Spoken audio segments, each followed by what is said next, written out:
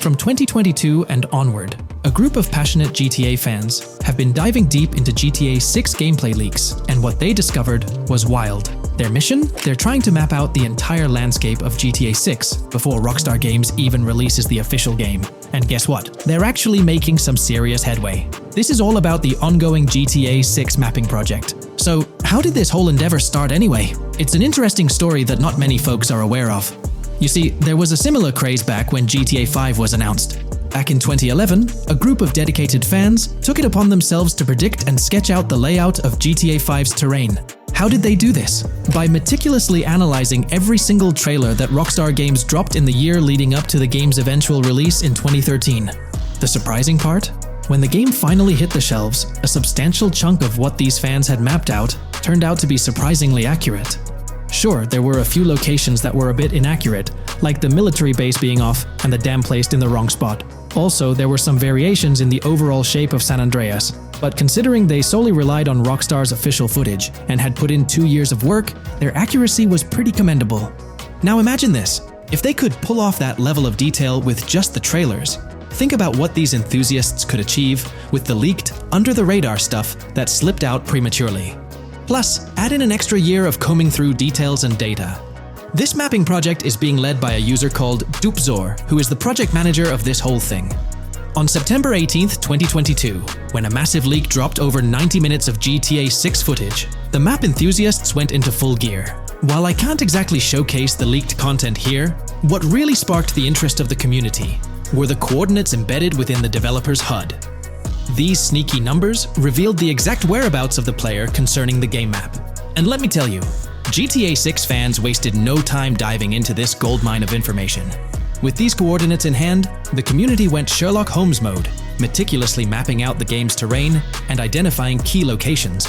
For instance, in one intriguing clip from the leaks, Lucia and Jason were caught in the act, robbing what seemed to be a Waffle House. This incident was marked by a simple white dot on their evolving map project. But it wasn't just a random dot, it was a significant clue. By cross-referencing the coordinates provided in this clip with other glimpses from the leaked footage, they managed to calculate the spatial relationships between different spots showcased in the leaks. This detective work allowed them to gauge distances and plot out the relative positioning of these places within the game world. However, it didn't stop there. The community didn't solely rely on leaked footage. They combined their detective skills with the official trailer and, using a blend of educated guesses and hard data, endeavored to include every conceivable road, building, and landmark featured in the GTA 6 map. The goal? To create a comprehensive and accurate representation of the game's virtual world based on all available tidbits of information. It's a fascinating process that demonstrates the dedication and passion of gaming communities in piecing together the puzzle of what to expect in GTA 6. Since the leaks hit, the GTA community has been on a mission, working tirelessly to piece together the game's map. Their focus has mainly been on sketching out the main areas, the cities, towns, and key landmarks. It's been quite a collective effort, with everyone trying to contribute and fill in the blanks based on whatever clues they could find. Then, the trailer dropped, and it was a whole new ball game. Among all the fast cars and flashy scenes, Rockstar slipped in a subtle surprise for the observant fans. After a few days of dissecting the trailer frame by frame, someone spotted it, a tiny image hidden in the bottom right corner of the ending screen. And guess what? It looked like a map snippet. Naturally, the community went into full detective mode. They put on their magnifying glasses and compared this mysterious map with the one they'd been building from the leaks. There were some similarities, especially with the layout of the right side and the presence of separate islands at the bottom, surrounded by water. But here's the catch. That image was pixelated to the max. It was like trying to figure out a puzzle with half the pieces missing. The lack of detail made it nearly impossible to confirm if it matched their map. This whole revelation sparked a heated debate among fans. Some folks started wondering if Rockstar deliberately threw this low-res map nugget to mess with their heads. Could it be that Rockstar is messing with the community, leading the GTA 6 mapping project into the wrong path? It's pretty odd for Rockstar to include this map, as it was deliberately placed. When it comes to safeguarding the details of their upcoming games, Rockstar is notoriously tight-lipped. So, when those leaks dropped in 2022, it really threw a spanner in the works for the company. It's kind of a déjà vu situation, considering a similar thing happened back when GTA 5 was in the spotlight. I can't help but wonder if Rockstar did this deliberately, as a deliberate move to shake things up and keep everyone guessing. But then again, we, the GTA fans, are pretty good at concocting theories out of thin air. Now, about that mysterious, highly detailed artwork nestled in the official wallpaper, that's what's really piqued my interest. It's like this odd piece that stands out from the rest, making me think it wasn't just randomly thrown in there. There's gotta be some intention behind it, right? The big question swirling around is whether it's a sly misdirection or a subtle clue for the savvy gamers. But honestly, we won't get any answers until the game hits the shelves, or maybe, if we're lucky, after another sneak peek in a new trailer. The GTA 6 mapping community dove headfirst into dissecting this artwork, but truth be told, there wasn't much to work with. So, they've been sticking to the stuff they can actually confirm. Oh, and those maps floating around, especially the ones from IGN and PC Gamer, they're more like creative interpretations. Think of them as speculative mock-ups cooked up by the mapping community based on their hunches and educated guesses. There's a whole lot of imagination at play there, but none of it has received the official stamp of confirmation. The GTA 6 mapping project might not be dropping any bombshells about unknown locations in the game, especially considering how the gameplay leaks already spilled quite a bit on what's in store. Now, the heart of this community effort lies in the finer details. They're all about pinning down the exact spots where these landmarks and locations are going to be placed within the game's vast world. However, let's be real here. They've barely scratched the surface, covering roughly just 10% of the entire map. Still, kudos to them for the tremendous effort and progress they've managed to make with what they have. What's confirmed, though, is that this map in GTA 6 is going to be an absolute beast, nearly double the size of the already sprawling map in GTA 5. They've made strides, particularly in fleshing out the Miami Beach region seen in the trailer, those gorgeous Venetian islands from the breathtaking aerial shot, and even narrowing down the location of Lucia's incarceration in the game. Looking ahead, this ongoing commitment over the coming years will gradually unveil more insights into what we can anticipate from the GTA 6 map. The anticipation is real, and it's fascinating to witness how this mapping endeavor will continue to shape our expectations for GTA 6. Looking at the timeline, it's pretty clear that both the completion of the project and the release of GTA 6 are still a considerable number of years down the road. But let me tell you, the dedication and hard work displayed by this community are nothing short of remarkable. Honestly, they deserve way more recognition for what they're doing. If you're keen on staying updated with the latest progress, or even lending a hand to this endeavor, I strongly recommend hopping onto the GTA 6 mapping community Discord. You'll find the link in the description below. These individuals have a monumental task ahead of them. But you know what? It's an incredibly intriguing project. Back in the days before GTA 5, I didn't even know something like this was happening behind the scenes. But now, as we patiently wait for 2025, every snippet of information or rumor about GTA 6 gets me all excited. And out of everything related to the game, I find the mapping community's tireless efforts the most captivating and commendable.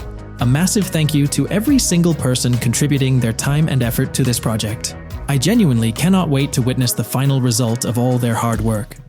The GTA 6 community has just found some major clues left by Rockstar Games, and it was under our nose the whole time. GTA 6's Trailer 1 revealed a ton of new things about the game off the bat, but recently, there's been even more developments that show off the GTA 6 main character story, Lucia. We learn a bunch of new things about her background, so if you're not interested in potential spoilers, this may not be the video for you. This information is directly from Rockstar Games, so this is the real deal. So getting into the details of Lucia's jail cell, let's focus on those newspaper clippings. I'll do my best to zoom in and enhance the image, but there are two distinct white clippings with black text. One of them appears to have a portrait, and I can only speculate that it might resemble a modern-day wanted poster. This could be showcasing the story of Lucia's alleged crime, accompanied by an image like a visual representation of what she's accused of. It's almost akin to a wanted picture that you'd find in a newspaper. This phenomenon isn't unheard of in real life. When people do something noteworthy or newsworthy, it's not uncommon for them to keep a record of it, like an article, and put it up on their wall as a sort of memento. It's like a snapshot of a moment in their life, even if it involves legal trouble. So Lucia might be preserving this particular newspaper clipping as a piece of her history, whether it's for sentimental reasons, or perhaps as a reminder of the circumstances that led to her incarceration. Now let's broaden the scope a bit. and draw comparisons to previous GTA protagonists. Take Michael DeSanta, for instance. His mansion has family photos on the walls. Franklin Clinton's house features similar personal touches. Even Trevor Phillips, in his trailer, has pictures that tell a story about his life. It's not just confined to the HD era. Even in the 3D era games, characters had their own way of leaving traces of their lives in their living spaces. This inclination to personalized living spaces is fascinating. In Lucia's case, the jail cell is an unexpected canvas for her personal story. It makes you wonder about her background, the choices she made, and the events that led her to that cell. Exploring these details could give us a deeper understanding of who she is and why she's in the predicament we find her in. Considering Lucia's attachment to those newspaper clippings, it raises interesting questions about her attitude towards her crimes.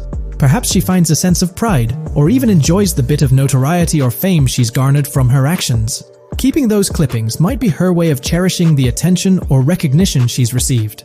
The prospect of spending a substantial amount of time in prison also suggests that it could involve more than just a brief cutscene, but potentially a series of missions within the jail environment.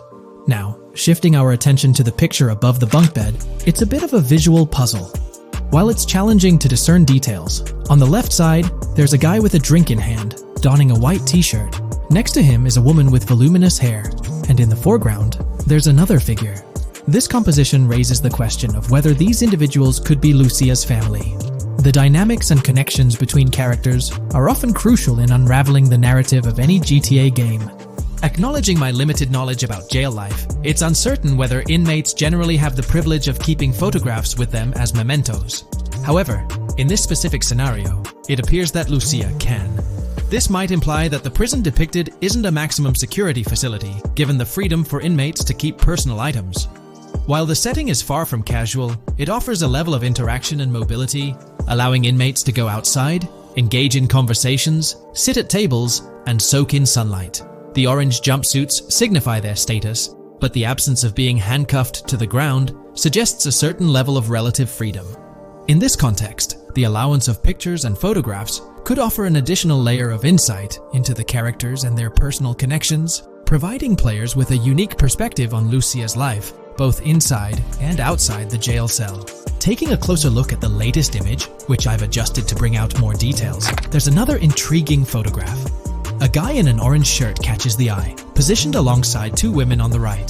The one on the left appears to be sporting a hat and sunglasses, although discerning whether any of them is Lucia remains challenging. They could very well be family members, close friends, or simply individuals from her social circle.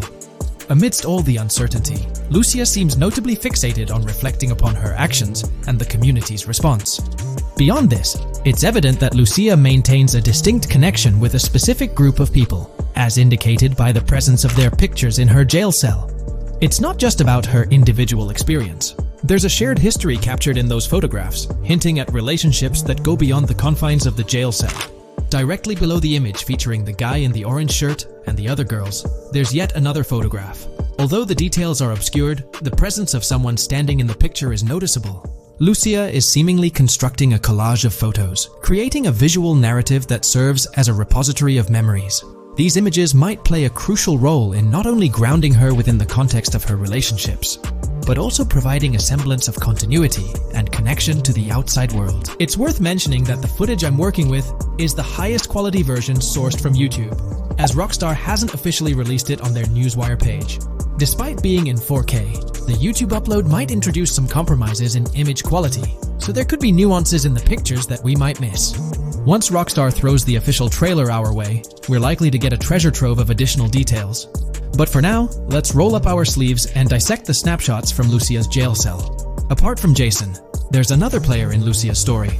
Stephanie, the Leonid Department of Corrections representative. Picture a different scene though. Lucia's cell is a far cry from Stephanie's office.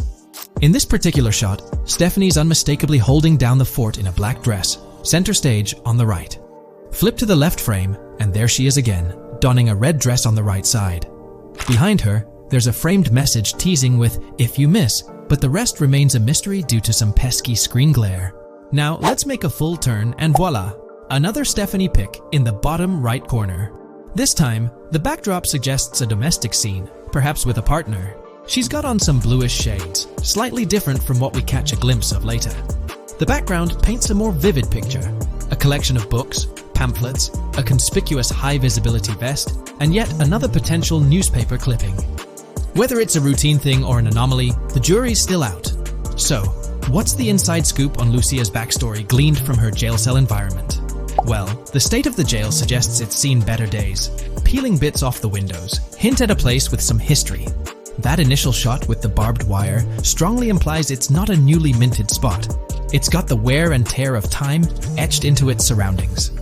As we immerse ourselves in the intricacies of Lucia's life within the jail cell, the narrative unfolds as a captivating tapestry, each element contributing to the rich story.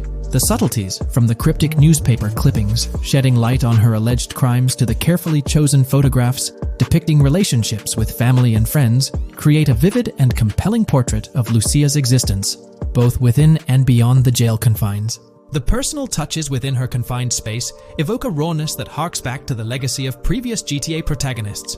Lucia's jail cell, unexpectedly, becomes a canvas revealing a story that transcends the conventional GTA narrative. It prompts curiosity about her past, the decisions that led her to incarceration, and the intricate web of relationships that define her. The permission granted for personal items like photographs in the jail cell adds an intriguing layer to the storytelling, suggesting a nuanced sense of freedom within the constraints of imprisonment. Lucia's attachment to these items, whether they be newspaper clippings or family snapshots, beckons players to ponder her perspective on her own actions and the recognition she may have garnered. While we eagerly await the official trailer release from Rockstar, it is clear that Lucia's story is woven with complexities and mysteries that leave us yearning for more.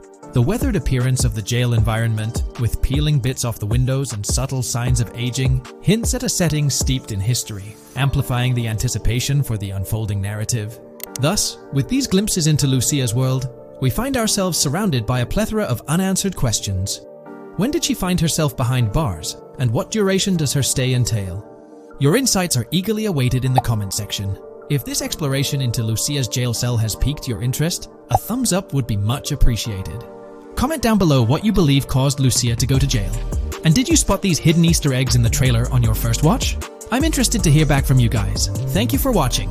If you would like to support our analysis content on GTA 6, make sure to subscribe and leave a like. This video we're delving into the most recent iteration of the GTA 6 mapping project. Our focus centers on a comprehensive analysis of the map's latest updates, incorporating newly unveiled areas and event coordinates derived from leaked information. Additionally, we will explore fresh insights from the initial official trailer, including the revelation of an accessible plaza. A noteworthy aspect we'll be dissecting is the potential expansiveness of the map, hinted at by newfound highway evidence in the trailer. Furthermore, we'll examine a conceptual representation illustrating the potential magnitude of the GTA 6 map. The trailer also provides a glimpse of Starfish Island, a detail we'll thoroughly cover in today's session. Let's initiate our examination by diving into the GTA 6 mapping project. For those not aware, this stands as the most extensive and refined community-driven mapping endeavor, aiming to deduce the GTA 6 map with the utmost accuracy. This endeavor leverages evidence from leaks and the primary official trailer. In our previous map analysis, we scrutinized significant alterations in the Bordgorn and Grass Rivers areas, expanding the map to an impressive 18 by 8 kilometers. However, today's exploration will predominantly focus on alterations in the Vice City region. Rumors suggest that the GTA 6 map will encompass 3 major cities, with Vice City and Portgorn being the identified urban centers so far. Vice City, drawing inspiration from Miami, and Portgorn, a fusion of Gulf cities in Florida. The speculated third city could possibly be modeled after Orlando or Tampa. Earlier rumors hinted at Yorktown being the third city, approximately aligning with Tampa's location.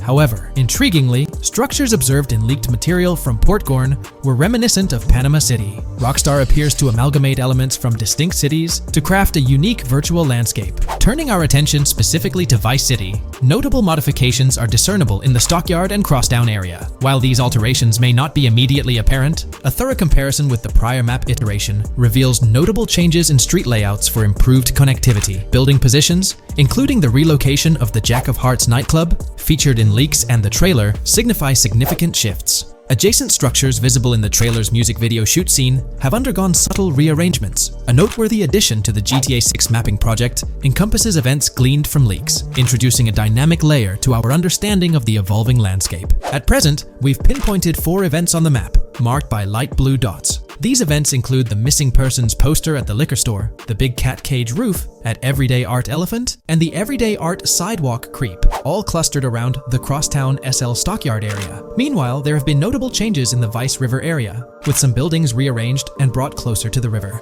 The overall shape of this area has also been altered, and a new marina building near the airport has been introduced, based on recent evidence. Another significant alteration concerns the incorporation of Ica and Belleville into Vice City. While their status remains speculative, with their names displayed in red, Ica is purportedly inspired by Allapattah, a neighborhood in Miami-Dade, while Belleville draws parallels with Brownsville. Formerly perceived as small towns on the outskirts of Vice City, they're now considered part of the Vicedale neighborhoods, following fresh evidence. This reclassification potentially places scenes like the police officer pursuing the overweight individual in the Belleville neighborhood. Furthermore, a notable discovery linked to Tommy Vercetti's mansion has surfaced. Star Island's inclusion in the game has been confirmed, evidenced by its appearance behind the Rockstar Games title, and in a scene featuring a bikini-clad woman. This revelation solidifies its status as a game location, with strong ties to the original Starfish Island from GTA Vice City, where Vercetti's estate was situated. The prospect of encountering the mansion in-game, whether as an accessible structure or an abandoned relic, remains uncertain but tantalizing.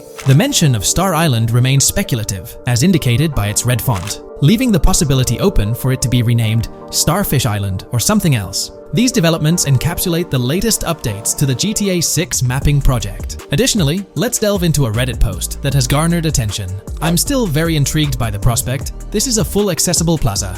The full access plaza featured in the trailer has piqued my curiosity. This snapshot is captured during a scene where Jason and Lucia evade the police momentarily. Positioned on the right side of the frame is a sign, presumably denoting a mall within the game. Notably, several brand names, including Kowalski, Callis, Scala, and Alpha, are visible on this sign. Furthermore, a portion of the mall's name briefly appears, starting with Ever. Could it be Evergreen Plaza or another variation? The answer remains elusive, and we'll have to await further developments to unravel this mystery. I can pretty much bet on it that this shit will indeed be fully accessible. Most of the signs on that structure look to be clothing and accessory shops, which would easily mean it's accessible to us. I'm really hoping the mall makes a return in this one and will serve kind of as a player hub when online drops. Oh, that would be good. Maybe a spot where you can't attack. Could meet people to join up for races, heists, etc. That would be pretty neat. Now let's shift our focus to some additional findings that might provide evidence for the existence of the third major city in GTA 6. Furthermore, we'll explore why the actual map size of GTA 6 could potentially surpass the estimations derived from the mapping project.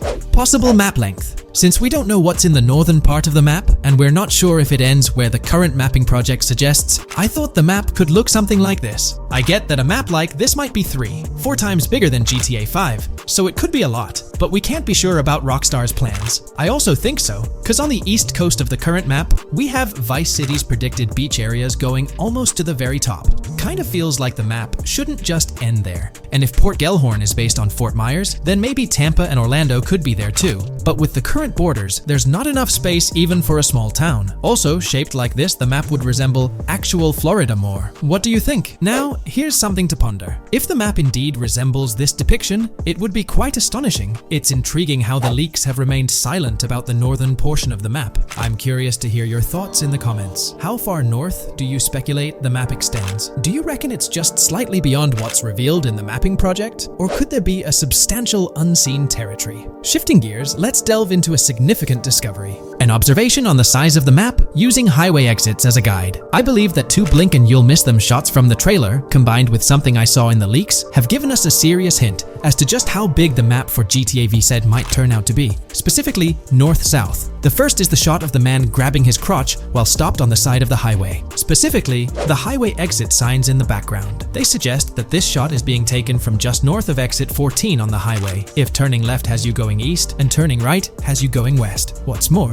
the GTA VSI mapping project believes that the highway that this shot is taken from is Interstate 97. Adding to this, there's this shot from earlier in the trailer of the woman in the gold dress hanging out the top of a convertible traveling down I-404, heading towards a junction with 197. At the very start of that clip, you can catch the exit number on the sign she's driving under. You can't see all of it, but to me, it looks more like Exit 18 than Exit 1B. This one is more speculative though. Now, I'm about to get into the leaks, so I can't post any pictures. There's a clip in the leaks of a red ute heading northbound on 197 towards the Exit 13 AB junction that takes 1 to Washington Beach and Ekanfinaka before crashing. The mapping project has been using the leaks to create their maps, and they've placed that stretch of 197 north of Mr. Crotchgrab from the trailer, running through the Stockyard neighborhood. This to me indicates that the highway exits are going to follow a realistic number pattern, with the number increasing or decreasing for every mile traveled. The question is, where does this put Exit 12? Exit 11? All the exits going up to 1? I've taken the latest version of the mapping project's map and pointed out where exits 14 and 13 are located. Then, extrapolating from there and using the map's grid as a handy guide, I drew where all the exits further down the numbering scheme might be located. I ran out of room to put exit numbers at #9. If 197 is going to keep following the same numbering scheme all the way north until it hits Exit 1, then it's likely that the map is going to be far bigger than we currently think it is, and what's been shown and plotted out so far. In fact, I think the only reason nothing's been plotted up there so far is because so much so far has focused on Vice City and its environs. 404.2 could wind up running just as far north, allowing for a few extra miles and exit numbers to accommodate it crossing the Everglades grass rivers before turning north, as I-75 in real life does. Bottom line, the map for this game is going to be enormous. There's been some chatter among you all about another potential scenario, the possibility of I-97 serving as a loop highway encircling the map's perimeter, similar to GTA 5. While this is a valid consideration, I've largely dismissed it due to a straightforward reason. As previously mentioned, I-44 boasts exit numbers and highway markers that suggest its considerable length, likely extending westward until it reaches the Gulf of Mexico before veering north, mimicking the real-life trajectory of I-75. If the map's northern boundary remains close to its current cutoff point and I-97 extends west and south extensively, then it's plausible that I-44 would mirror this pattern in the opposite direction. While the notion of two loop highways isn't entirely implausible, it could potentially introduce redundancy. Additionally, in GTA 5, the loop highway wasn't simply labeled under one name. The segment along the coast was dubbed the Great Ocean Highway, while the inland stretch traversing the desert was referred to as the Sonora Freeway. Moreover, within Los Santos, various freeways possess distinct names and numbers, even when merging seamlessly, such as the Del Perro, La Puerta, and La Mesa freeways. My hypothesis currently is that there is a loop highway, but that one, 97 and I-404, are two halves of it. They both start in Vice City and intersect in Crosstown. 197 runs up the Atlantic coast, 404 runs west through the Grass Rivers, and then turns north to run up the Gulf Coast, and they both meet at a point further north. Whether that point is a city, a smaller town, or something else, that is still unknown. Feel free to drop your thoughts in the comments regarding everything covered in today's video, particularly this astonishing discovery. There's substantial evidence hinting at a larger map size, but I'm eager to hear your input, so don't hesitate to leave a comment below. In today's video, I'll be discussing the recent developments in the GTA 6 mapping project. We'll delve into the latest additions, including new locations featured in Trailer 1, adjustments to existing locations, refinements in certain areas, and exciting discoveries from the latest trailer, such as the yacht interior, surfboards, Princess Robot bubblegum, and more. Let's start by examining the mapping project itself. It's been some time since our last update on this front, and there have been notable changes to the map since then. This iteration represents the most recent version of the GTA 6 mapping project, spearheaded by Dupi's Zero R. Below, you'll find a roster of individuals who have contributed to this endeavor, and it's worth noting that this list has been recently updated. This project stands as the largest and most comprehensive effort within the fan community, with the goal of predicting the map of GTA 6 as accurately as possible prior to its official unveiling. DupyZ0R mentioned that there's still an extensive list of elements to incorporate and modify, but for now, this update suffices. Anticipate further alterations to the map in subsequent updates. This iteration represents the latest version of the GTA 6 mapping project. Notable adjustments have been made to the legend and the manner in which various elements are annotated on the map. All markers now include viewing cones to indicate their general viewing direction. However, it's important to note that the angle of these cones is merely symbolic. Additionally, speculative location markers have been updated with red outlines to differentiate them from non-location markers. Furthermore, coordinate markers now display their corresponding clip names for easier identification. Changes have also been made to the naming conventions in the key section. For instance, you'll notice that the markers now include the names of the clips they are derived from. Let's delve into the alterations specific to Vice City. The angles of Rock Ridge and Stockyard have been tweaked to align with calculations/evidence and to better match the coordinates. By observing the outlines, you can see that both the Rock Ridge and Stockyard areas have been subtly adjusted, ensuring a more cohesive layout. There's a noticeable improvement in alignment. A notable update to the map is this section here. Previously, absent features have been incorporated from the edges of one of Rock Ridge's minimaps, and adjustments have been made to the water's edge in that vicinity, now depicted in dark green to indicate the genuine boundaries of this section of the Vice River. Additionally, several buildings in the Rock Ridge area have been identified, including the Rock Ridge Community Research Center, Miami Police Department, Venture Apartments, Orange and Pink, 7071 Warren Thacker Manor, inspired by Martin Fine Villa, Palace Cafe and Diary, all sourced from leaks. Furthermore, there are 2 speculative markers outlined in red, representing locations from the trailer. One in Rock Ridge is speculated to be the Hammer Hamlet Ladies location, while the other marks the high roller scene from the trailer. You can find the timestamps for both scenes on the map. Updates have been made to the route of the I-404, incorporating new evidence. This includes adjustments in Vice Beach and the positioning of the road near Rock Ridge. Notably, there have been alterations to the highway section near the airport. Additionally, speculative terrain and building positions in Washington Beach have been revised to align more closely with the evidence. Changes have been made to the shapes and locations of the Ritz-Carlton Bal Harbour, Akoya condos, and Jade Ocean condos. Furthermore, alongside the speculative road and landmass in the Bayfront Heights area, the Y Vice City and Gate/Continental hotels have been included in the Vice Beach vicinity. Additionally, several minor adjustments and fixes have been implemented. Regarding the Vice Beach area, there have been additions of new buildings supported by recent evidence. These include 200 Ocean Drive, 260 Ocean Drive, 1043 Washington Avenue, Beach Park Hotel, and Council Towers North.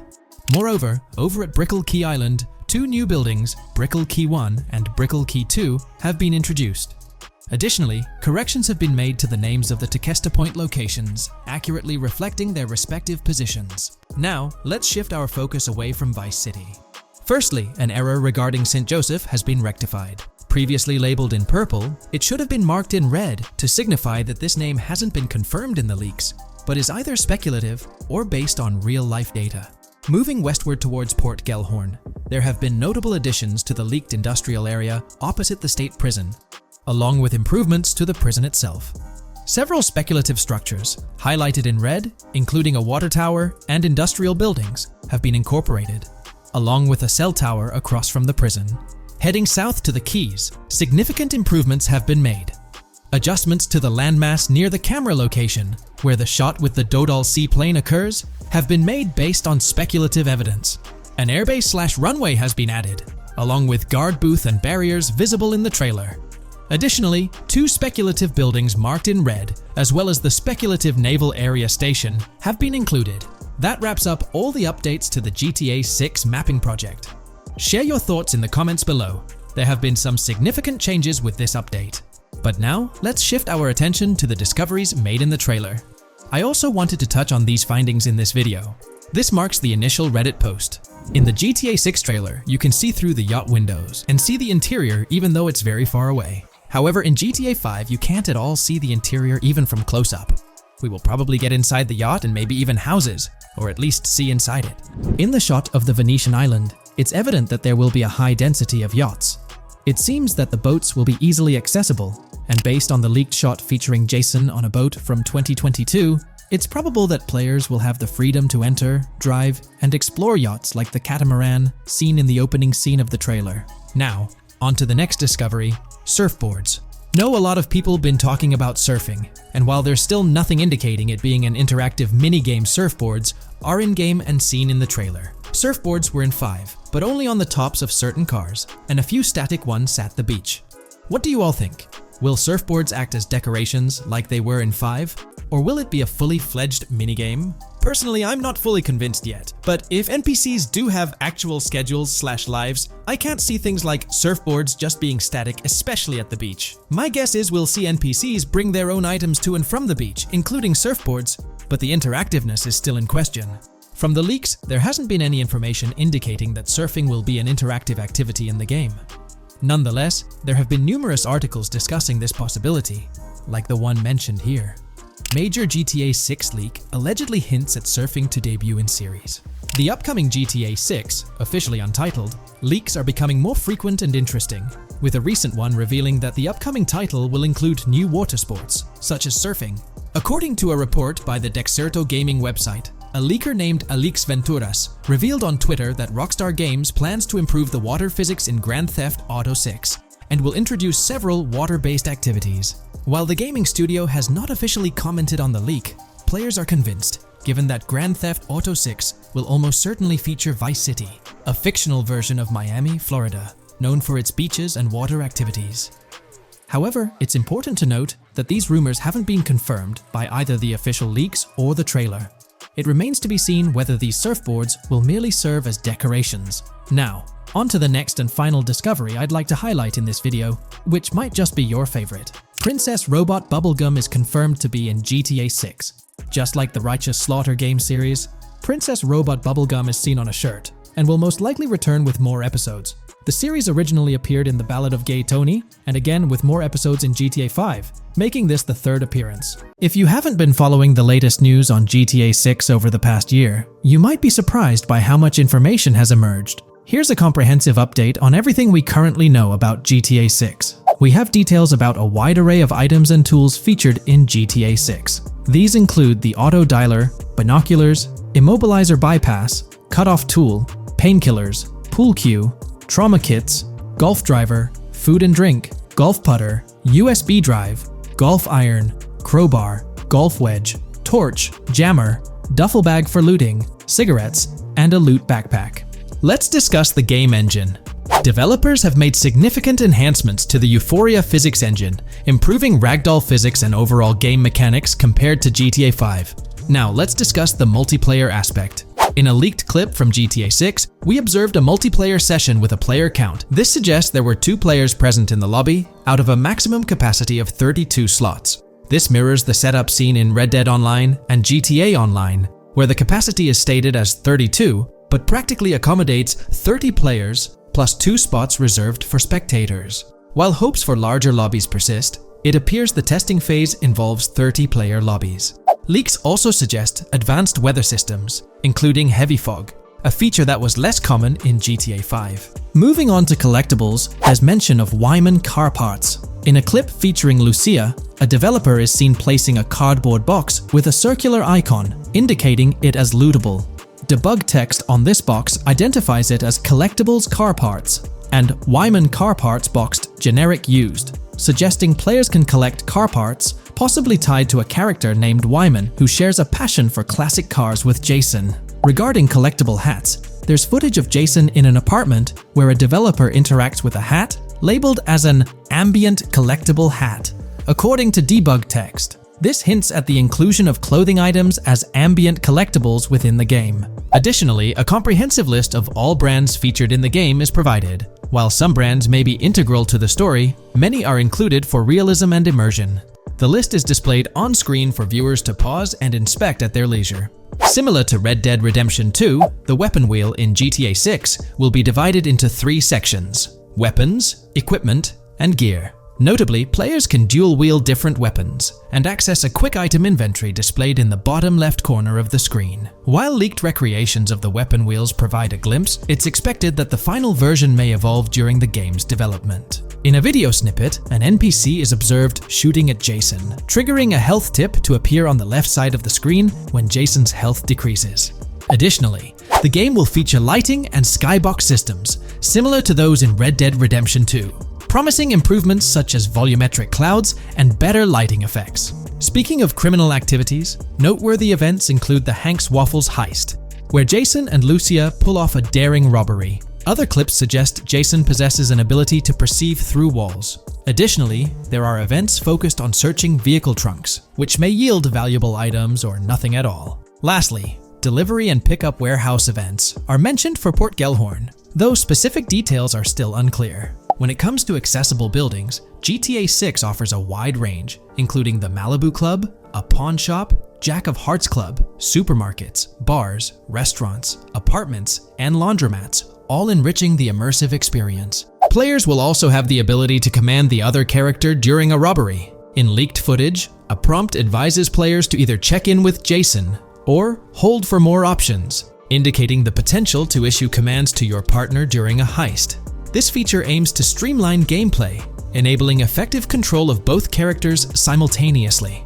Unlocking doors and gates is also demonstrated, as shown in a video featuring Jason in the San Forsan area.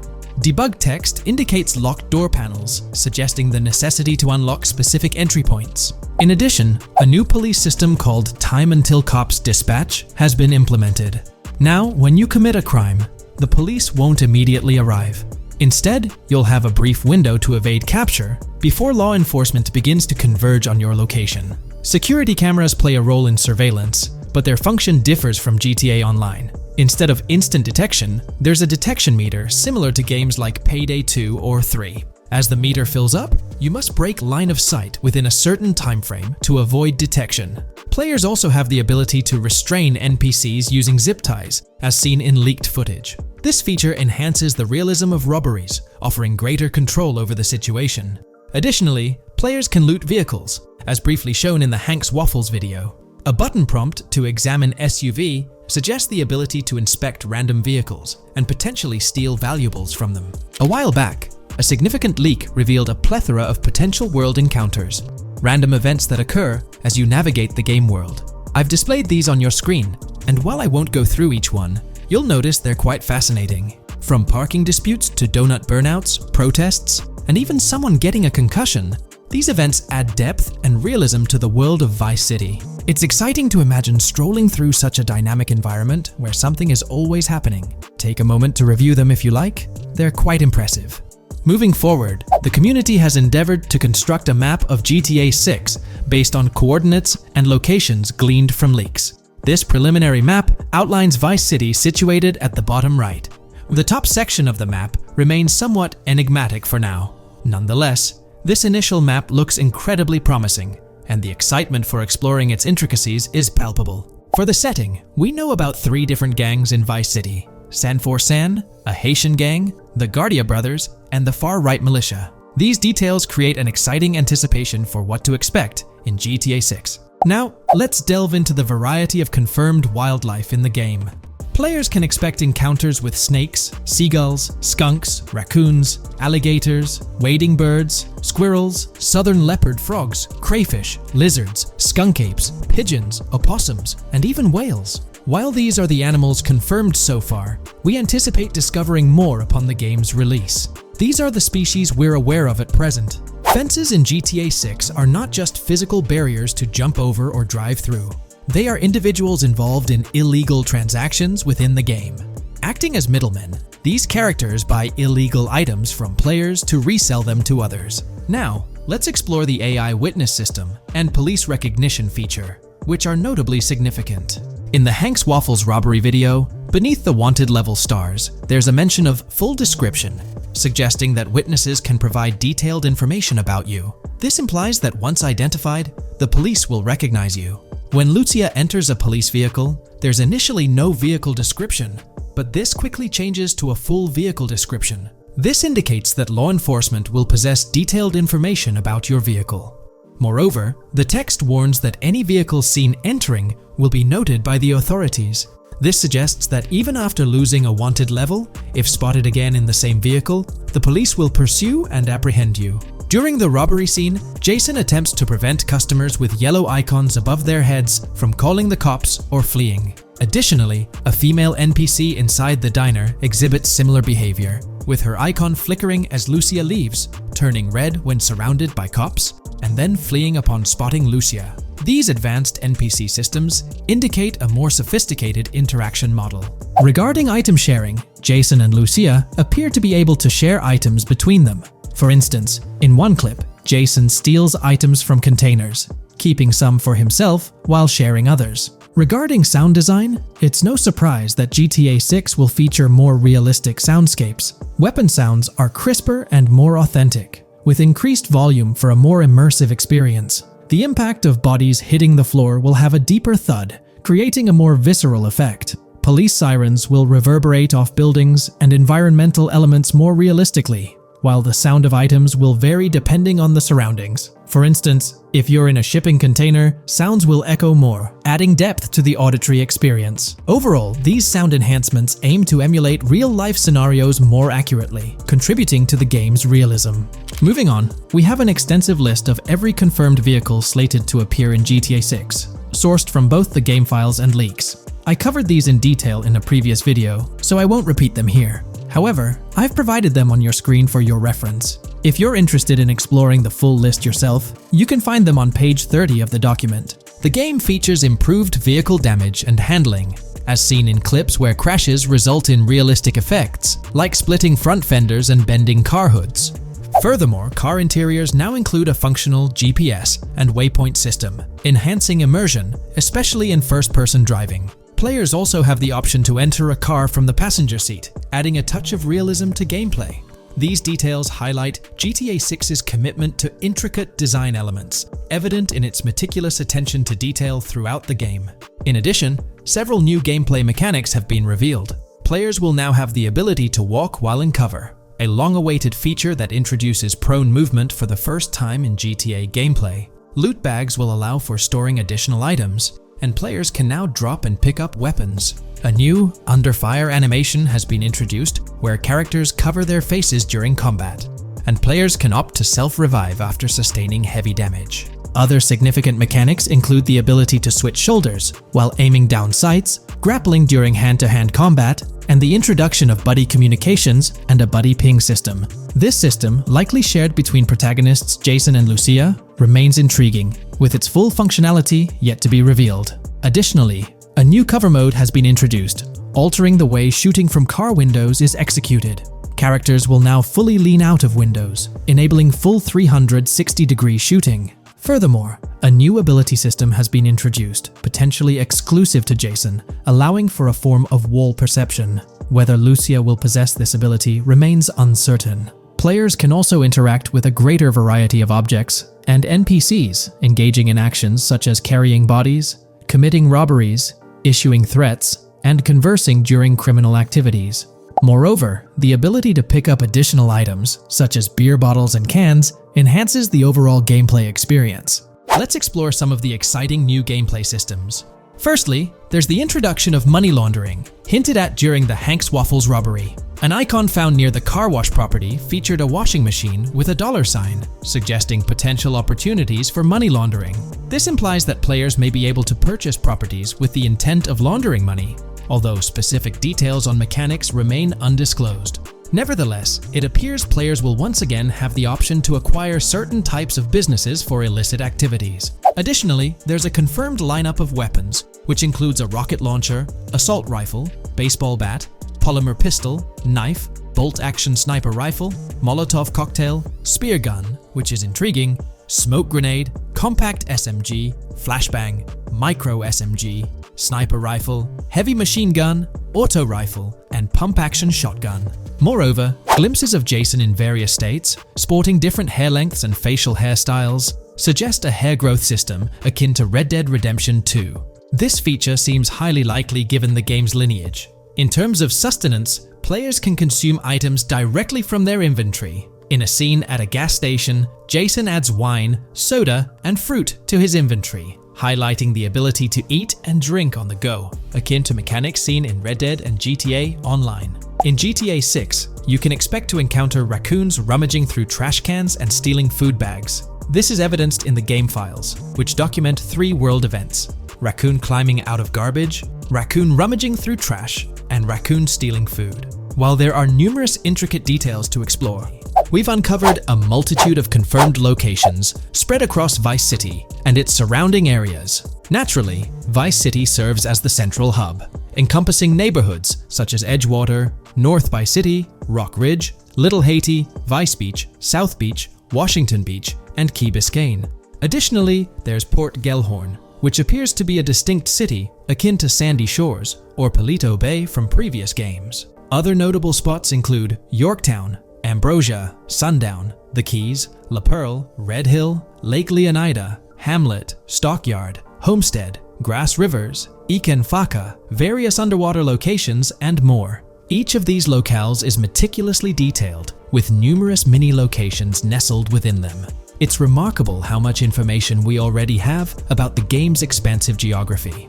In GTA 6, if your character sustains injuries, health will regenerate slowly over time. To expedite recovery, you can access the weapon wheel and utilize a healing item. Unlike GTA 5, where health only regenerates up to 50% naturally and requires snacks for full recovery, GTA 6 appears to allow for natural regeneration to full health, albeit at a slower rate. While not officially confirmed, it's implied that using a medical item will accelerate this healing process. Regarding open-world activities, there are 7 confirmed activities thus far: dice, golf, fishing, races, adventuring, shipments, and delivery van events. A video showcases a delivery van event near the industrial area of Port Gellhorn, featuring active security cameras that add complexity to potential heists. 2 distinct event types mentioned in the events list are Pragmatic Cool and Chaotic Romantic, introducing a new event type called Cop Trap, strategically placed in various locations across the map. The confirmed locations are displayed on your screen, indicating that law enforcement will deploy different tactics to apprehend you.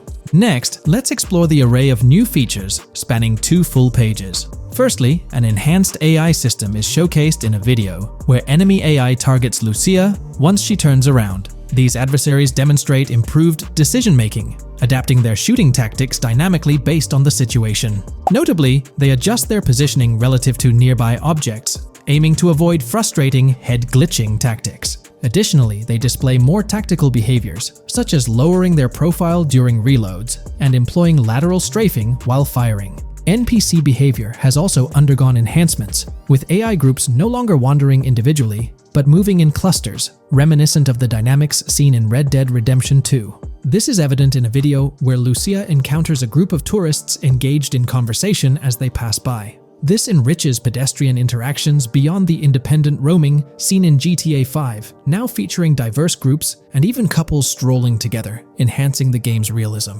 A new gameplay feature allows players to surrender to the police during a robbery, introducing an intriguing dynamic with consequences yet to be fully revealed. Additionally, players can purchase gumballs from vending machines, potentially serving as a health boost, although specific effects remain speculative. Similar to GTA 5, your character's attire will accumulate dirt over time, adding a layer of realism. Hacking will also be a significant element, with Lucia seen carrying various hacking tools, though it's unclear if Jason will have access to these tools as well. Previous leaks suggested Lucia's role as the designated hacker, but further details will emerge in due course. Expect an enhanced car hijacking system in GTA 6. For example, the inclusion of an immobilizer bypass suggests that stealing luxury cars will be more challenging. Additionally, a tool called a Slim Jim will be used to unlock older vehicles, adding complexity to car theft. Moreover, events such as Steal Car in Progress and Steal Car Fail indicate potential complications during vehicle theft. Events like Carjacking Cat and Carjacking Advanced AI suggest further intricacies in vehicle-related activities. Finally, the document concludes with approximately 20 pages detailing locations found in leaks that correspond to real-world locales in Miami. This inclusion underscores the meticulous efforts put into crafting a rich and immersive game world. Today, let's delve deeper into the scoop we've got about Jason and Lucia, straight from the game's artwork and that initial trailer drop.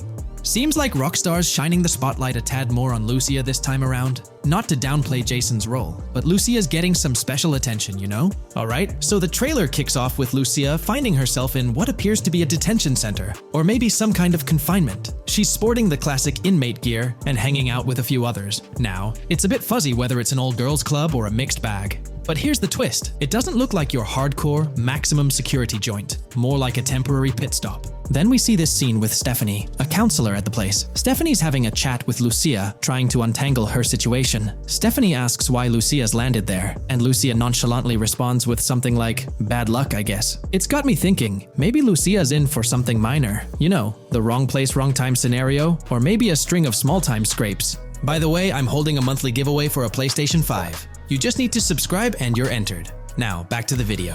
So, Lucia's starting off in a bit of a pickle, but I'm itching to see how the story unfolds, how she got caught up in this mess in the first place. Rockstar's got us all on the edge of our seats with this setup, and I can't wait to see what twists and turns are in store for these characters. Taking a closer peek at Lucia in this clip, she doesn't strike me as too old or hardcore, you know? Surprisingly, she's not all cuffed up or tightly restrained while having a chat with Stephanie, the counselor at this place. Stephanie's vibe doesn't scream in danger while talking to Lucia, so maybe her time in jail isn't as intense as we might think. So, Lucia's got a date with jail at some point. But yeah, she's not gonna be stuck in there forever, that's for sure. Let's shift gears to this artwork Rockstar's thrown at us. In that pic, Lucia's flaunting an ankle monitor. Now that's the kind of thing they slap on you when you're out but not really free. It's like they're keeping tabs on you, making sure you stick to a certain area, like your home turf or maybe a specific part of town as set by the powers that be. Now let's dive into some wild speculation on how this whole ankle monitor deal might mix things up in the gameplay. Imagine navigating the game with that kind of electronic ball and chain. It's gotta influence how Lucia moves around or what she can get into. Maybe it restricts her to certain zones or forces her to lay low in certain situations. The possibilities are buzzing around my head. It's like a marker that says she's out of the big house, but under some major watch. You see, when you've got one of those strapped on, it's like a 24/7 reminder that you're under strict scrutiny. It's like a digital leash telling you, hey, no funny business or else.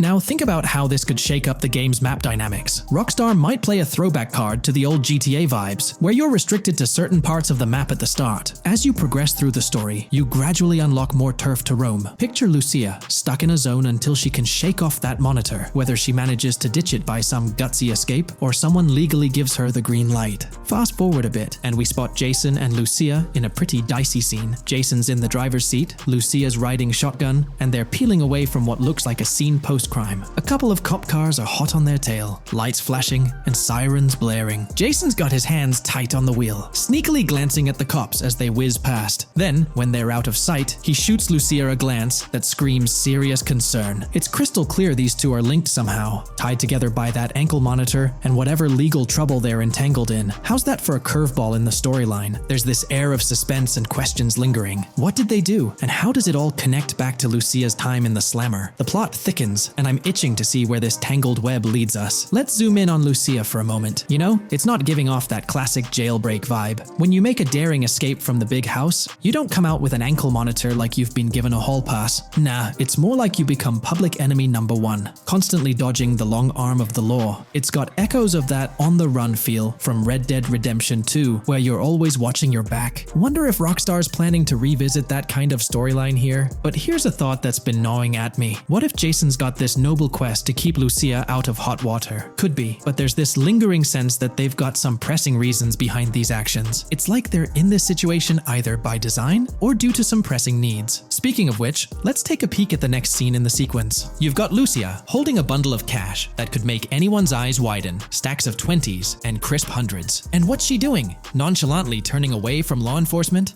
It's like we're getting a glimpse into the aftermath of a successful heist. And then there's this sight, both of them, dressed up with bandanas and masks, keeping their identities under wraps as they bolt out of what seems to be a rundown corner store situated in the middle of nowhere. There's this air of confidence about them, but choosing a low-profile place like this hints at something. They're not doing this for kicks. No, it's like they're in dire need of funds. Now let's talk about Jason's wheels. It's not some flashy top-of-the-line ride like you'd expect from Michael DeSanta's swanky tailgater in GTA 5. Nope, Jason's driving an older model, something more modest. It gives off this vibe that they might not be swimming in cash. The whole picture seems to paint a story of urgency. Lucia's holding a stash of cash, they're hitting a low-key spot, and Jason's not cruising around in luxury. It's like they're pushed into a corner, perhaps strapped for cash, and pushed into some tough choices. There's definitely more to this tale than meets the eye. Let's dive into Jason and Lucia's ride. They're cruising around, making these slick turns and slides. It doesn't seem like they're trying to dodge cops. You can even hear Lucia kinda squeal. She's gripping the car's side in a way that screams thrill ride. Looks like they've got a pretty upbeat and tight relationship. They're heading towards a motel. And guess what? Surprise, surprise, they're more than just partners in crime. Yup, Jason and Lucia are romantically involved. Now, Rockstar's not laying it all out for us, but you can pretty much read between the lines. Now, let's dissect this trust business. Feels like Rockstar's planting seeds for the storyline's ending. Trust can either be kept intact or shattered, right? It's like a pivotal point in a tale of two partners in crime. Maybe they'll face a dilemma where they have to choose between both making it out alive or going for a massive score, but someone doesn't make it to the finish line. Trust seems to be the crux of it all. And here's the kicker, the final scene. They kick open the door of this corner store, all confident, guns out, ready to hit the jackpot. The story concludes on that note. Now, let's switch lanes and talk about the trailer's song choice, Tom Petty's Love Is a Long Road. Interestingly, there's a tweet from Tom Petty's account expressing gratitude for having their song featured in GTA 6's first trailer. The song itself talks about the struggles of maintaining a relationship, how it's not a smooth ride, but worth the effort. So, GTA 6 might just be more than a crime tale. It's shaping up to be a love and trust story. I think Rockstar's aiming for their twist on a Bonnie and Clyde vibe with Jason and Lucia. That's pretty much all the scoop we got about them in the Grand Theft Auto 6 trailer. They didn't spill much, but we kinda got a glimpse into their journey, the hurdles they face, and this theme of trust that seems to run deep in their story. There's this one scene where it looks like they're gaining some traction in their journey. Jason's driving, Lucia's standing up in the passenger seat, and some paparazzi or somebody's snapping their pics. Seems like they've leveled up from their clothes to the car they're driving. So, at some point in the story, they might hit some highs. But knowing how these stories go, it could all come crashing down by the end. So, that's pretty much the lowdown on Jason and Lucia, our main characters in GTA 6. Can't wait to dig into their stories more. What do you folks reckon the GTA 6 plot's gonna be like? Which character are you stoked to play? Drop your thoughts in the comments below. And hey, if you like this video, a thumbs up would be cool. Hit that subscribe button if you're new here and want to stay updated on all things GTA 6. Don't forget to ring that notification bell too. The release of the GTA 6 trailer in 2023 has sent shockwaves of excitement across the gaming community. The anticipation and buzz surrounding this highly anticipated title have reached an all-time high. Fans worldwide are feverishly dissecting every frame, theorizing about the game's setting, characters, and innovative features. The hype is palpable as gamers eagerly await the next chapter in the beloved GTA series, poised to redefine open-world gaming once again.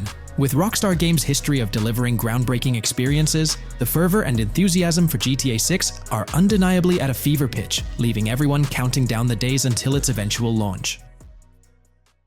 This video, we're delving into the most recent iteration of the GTA 6 mapping project. Our focus centers on a comprehensive analysis of the map's latest updates, incorporating newly unveiled areas and event coordinates derived from leaked information.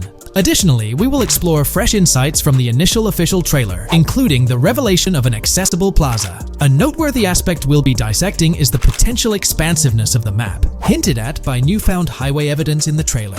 Furthermore, we'll examine a conceptual representation illustrating the potential magnitude of the GTA 6 map. The trailer also provides a glimpse of Starfish Island, a detail we'll thoroughly cover in today's session. Let's initiate our examination by diving into the GTA 6 mapping project. For those not aware, this stands as the most extensive and refined community-driven mapping endeavor, aiming to deduce the GTA 6 map with the utmost accuracy. This endeavor leverages evidence from leaks and the primary official trailer. In our previous map analysis, we scrutinized significant alterations in the Bordgorn and Grass Rivers areas, expanding the map to an impressive 18 by 8 kilometers. However, today's exploration will predominantly focus on alterations in the Vice City region. Rumors suggest that the GTA 6 map will encompass 3 major cities, with Vice City and Portgorn being the identified urban centers so far. Vice City, drawing inspiration from Miami, and Portgorn, a fusion of Gulf cities in Florida. The speculated third city could possibly be modeled after Orlando or Tampa. Earlier rumors hinted at Yorktown being the third city, approximately aligning with Tampa's location. However, intriguingly, structures observed in leaked material from Portgorn were reminiscent of Panama City. Rockstar appears to amalgamate elements from distinct cities to craft a unique virtual landscape. Turning our attention specifically to Vice City, notable modifications are discernible in the Stockyard and Crosstown area. While these alterations may not be immediately apparent, a thorough comparison with the prior map iteration reveals notable changes in street layouts for improved connectivity. Building positions, including the relocation of the Jack of Hearts nightclub, featured in leaks and the trailer, signify significant shifts. Adjacent structures visible in the trailer's music video shoot scene have undergone subtle rearrangements. A noteworthy addition to the GTA 6 mapping project encompasses events gleaned from leaks, introducing a dynamic layer to our understanding of the evolving landscape. At present, we've pinpointed 4 events on the map, marked by light blue dots. These events include the missing persons poster at the liquor store, the big cat cage roof at Everyday Art Elephant, and the Everyday Art Sidewalk Creep, all clustered around the Crosstown SL Stockyard area. Meanwhile, there have been notable changes in the Vice River area, with some buildings rearranged and brought closer to the river. The overall shape of this area has also been altered, and a new marina building near the airport has been introduced, based on recent evidence. Another significant alteration concerns the incorporation of Ica and Belleville into Vice City. While their status remains speculative, with their names displayed in red, Ica is purportedly inspired by Allapattah, a neighborhood in Miami-Dade, while Belleville draws parallels with Brownsville. Formerly perceived as small towns on the outskirts of Vice City, they're now considered part of the Vicedale neighborhoods, following fresh evidence. This reclassification potentially places scenes like the police officer pursuing the overweight individual in the Belleville neighborhood. Furthermore, a notable discovery linked to Tommy Vercetti's mansion has surfaced. Star Island's inclusion in the game has been confirmed, evidenced by its appearance behind the Rockstar Games title, and in a scene featuring a bikini-clad woman. This revelation solidifies its status as a game location, with strong ties to the original Starfish Island from GTA Vice City, where Vercetti's estate was situated. The prospect of encountering the mansion in-game, whether as an accessible structure or an abandoned relic, remains uncertain but tantalizing. The mention of Star Island remains speculative, as indicated by its red font, leaving the possibility open for it to be renamed Starfish Island or something else. These developments encapsulate the latest updates to the GTA 6 mapping project. Additionally, let's delve into a Reddit post that has garnered attention. I'm still very intrigued by the prospect. This is a full accessible plaza. The full access plaza featured in the trailer has piqued my curiosity. This snapshot is captured during a scene where Jason and Lucia evade the police momentarily. Positioned on the right side of the frame is a sign, presumably denoting a mall within the game. Notably, several brand names, including Kowalski, Callis, Scala, and Alpha, are visible on this sign. Furthermore, a portion of the mall's name briefly appears, starting with Ever. Could it be Evergreen Plaza or another variation? The answer remains elusive, and we'll have to await further developments to unravel this mystery. I can pretty much bet on it that this shit will indeed be fully accessible. Most of the signs on that structure look to be clothing and accessory shops, which would easily mean it's accessible to us. I'm really hoping the mall makes a return in this one and will serve kind of as a player hub when online drops. Oh, that would be good. Maybe a spot where you can't attack. Could meet people to join up for races, heists, etc. That would be pretty neat. Now let's shift our focus to some additional findings that might provide evidence for the existence of the third major city in GTA 6. Furthermore, we'll explore why the actual map size of GTA 6 could potentially surpass the estimations derived from the mapping project. Possible map length. Since we don't know what's in the northern part of the map, and we're not sure if it ends where the current mapping project suggests, I thought the map could look something like this. I get that a map like this might be 4 times bigger than GTA 5, so it could be a lot, but we can't be sure about Rockstar's plans. I also think so, cause on the east coast of the current map, we have Vice City's predicted beach areas going almost to the very top. Kind of feels like the map shouldn't just end there. And if Port Gellhorn is based on Fort Myers, then maybe Tampa and Orlando could be there too. But with the current borders, there's not enough space even for a small town. Also, shaped like this, the map would resemble actual Florida more. What do you think? Now, here's something to ponder. If the map indeed resembles this depiction, it would be quite astonishing. It's intriguing how the leaks have remained silent about the northern portion of the map. I'm curious to hear your thoughts in the comments. How far north do you speculate the map extends? Do you reckon it's just slightly beyond what's revealed in the mapping project? Or could there be a substantial unseen territory? Shifting gears, let's delve into a significant discovery. An observation on the size of the map using highway exits as a guide. I believe that 2 blink and you'll miss them shots from the trailer, combined with something I saw in the leaks, have given us a serious hint as to just how big the map for GTA VZ might turn out to be. Specifically, north-south. The first is the shot of the man grabbing his crotch while stopped on the side of the highway. Specifically, the highway exit signs in the background. They suggest that this shot is being taken from just north of exit 14 on the highway, if turning left has you going east and turning right has you going west. What's more,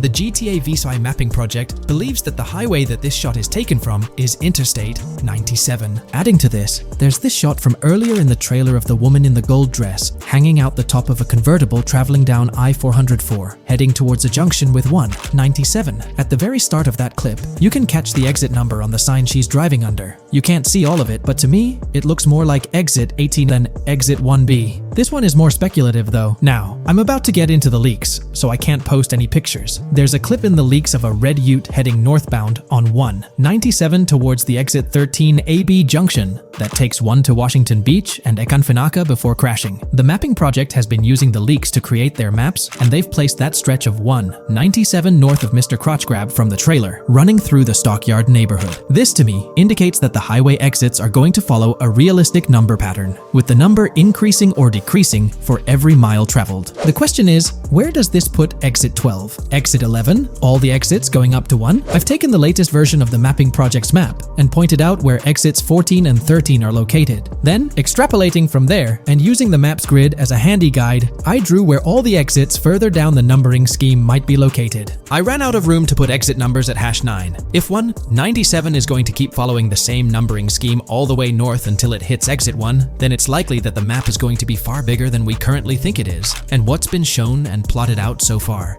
In fact, I think the only reason nothing's been plotted up there so far is because so much so far has focused on Vice City and its environs. 404.2 could wind up running just as far north, allowing for a few extra miles and exit numbers to accommodate it crossing the Everglades grass rivers before turning north, as I-75 in real life does. Bottom line, the map for this game is going to be enormous. There's been some chatter among you all about another potential scenario, the possibility of I-97 serving as a loop highway encircling the map's perimeter, similar to GTA 5. While this is a valid consideration, I've largely dismissed it due to a straightforward reason. As previously mentioned, I-44 boasts exit numbers and highway markers that suggest its considerable length, likely extending westward until it reaches the Gulf of Mexico before veering north, mimicking the real-life trajectory of I-75. If the map's northern boundary remains close to its current cutoff point, and I-97 extends west and south extensively, then it's plausible that I-44 would mirror this pattern in the opposite direction. While the notion of two loop highways isn't entirely implausible, it could potentially introduce redundancy. Additionally, in GTA 5, the loop highway wasn't simply labeled under one name. The segment along the coast was dubbed the Great Ocean Highway, while the inland stretch traversing the desert was referred to as the Sonora Freeway. Moreover, within Los Santos, various freeways possess distinct names and numbers, even when merging seamlessly, such as the Del Perro, La Puerta, and La Mesa freeways. My hypothesis currently is that there is a loop highway, but that one, 97 and I-404, are two halves of it. They both start in Vice City and intersect in Crosstown. 197 runs up the Atlantic coast. 404 runs west through the Grass Rivers, and then turns north to run up the Gulf Coast, and they both meet at a point further north. Whether that point is a city, a smaller town, or something else, that is still unknown. Feel free to drop your thoughts in the comments regarding everything covered in today's video, particularly this astonishing discovery. There's substantial evidence hinting at a larger map size, but I'm eager to hear your input, so don't hesitate to leave a comment below. When we talk about the positive aspects of this partnership, it's essential to highlight the potential benefits that can emerge from Rockstar's newfound support for the modding community. One of the significant upsides is the acknowledgement of the brilliant and skilled developers behind the modding scene. For years, these developers have worked tirelessly to create unique and engaging experiences within the GTA universe. With Rockstar stepping into a collaborative space with CFX, there's an opportunity for a more symbiotic relationship. The infusion of official support could mean more resources, tools, and encouragement for modders to continue pushing the boundaries of what's possible within the GTA ecosystem. This collaboration might lead to innovative gameplay features, improved server stability, and an overall better experience for both players and content creators. Moreover, the recognition from a gaming giant like Rockstar could open doors for these modders in the industry. It may pave the way for potential collaborations, official partnerships, or even job opportunities within the gaming development sphere. This, in turn, could elevate the modding community to a more prominent and respected position within the gaming landscape.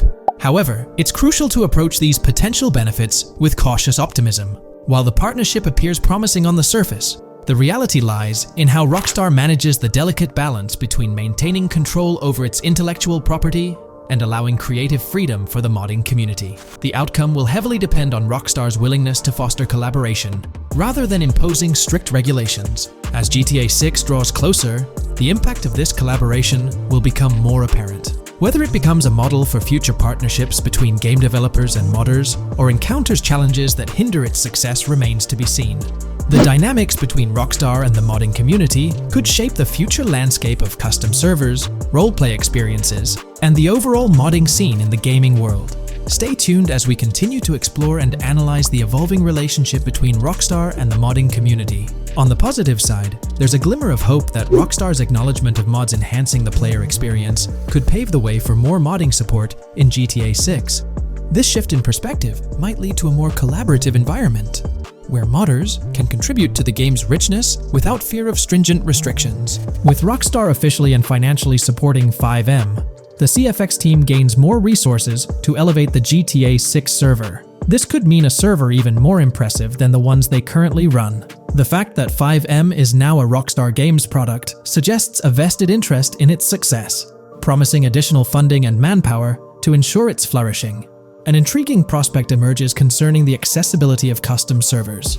Currently limited to PC players, there's speculation that GTA 6 might integrate dedicated servers within the game itself, eliminating the need for external programs like FiveM. If this unfolds, it opens the door for console players to join the custom server experience, broadening the player base and community. Moreover, Rockstar seems to be attuned to fan desires. Despite a larger audience watching RP compared to those actively playing it, Rockstar appears committed to making improvements. Their intent to let custom servers thrive suggests a more fan-centric approach, acknowledging and catering to the desires of the gaming community. However, there are potential pitfalls to consider. The most glaring concern is Rockstar's inclination to monetize these servers. While the specifics remain uncertain, it's almost certain that some form of monetization, be it through custom server shark cards or a pay-to-play system, will be implemented. This could introduce a paywall, affecting the accessibility and enjoyment of custom servers for certain players. As we navigate through this evolving landscape of Rockstar's partnership with FiveM, the delicate balance between fostering creativity and implementing monetization strategies will determine the ultimate impact on the gaming community.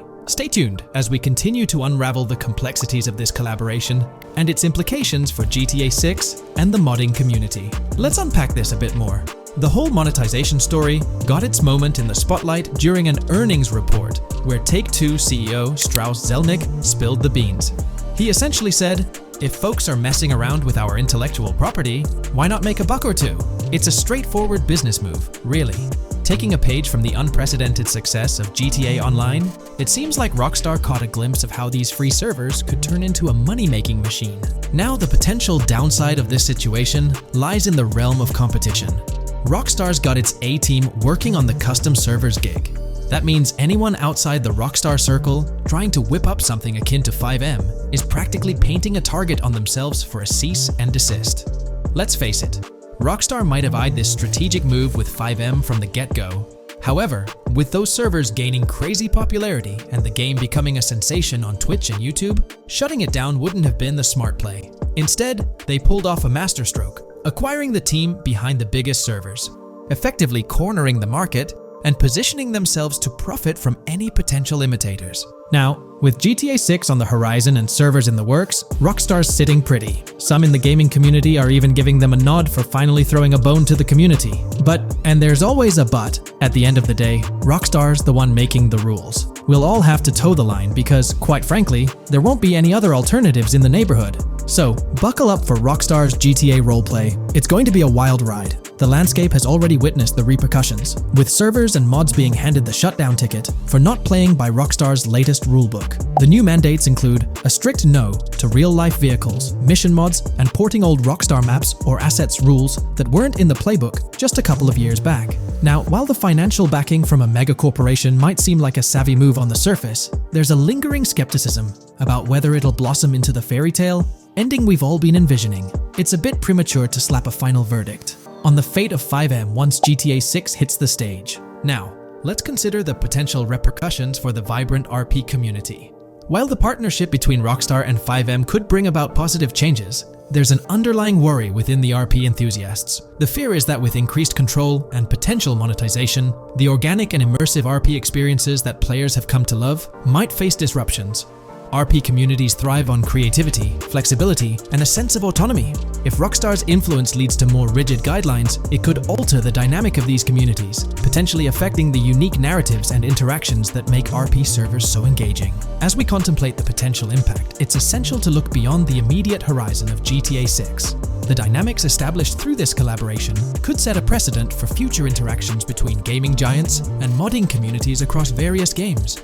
Whether it becomes a model to be emulated or a cautionary tale will be closely watched by both players and industry stakeholders. The future of FiveM and the broader modding community remains uncertain as GTA 6 inches closer to release. While concerns exist, there's also room for hope. The collaboration might lead to a harmonious blend of official support and community-driven creativity, enhancing the gaming experience for everyone involved. As players, content creators, and modders navigate this uncharted territory, the one constant is the love for the game and the shared hope for a positive evolution in the gaming landscape. Taking a stroll down memory lane, Rockstar's track record with monetization doesn't exactly calm the nerves. Add to that the current scenario where they're laying down the law for the CFX team, dictating what's permissible and what's not. This conjures up a cloud of uncertainty regarding the future of both FiveM servers and the broader modding community. Personally, I'm a big fan of RP servers and that immersive content. It's my cup of tea. The idea that the same company that set the stage with GTA 5 might potentially tarnish FiveM, turning it into a monetized maze with no alternatives, that's a bit of a buzzkill. Yet, here we are, in the waiting room until GTA 6 steps into the limelight.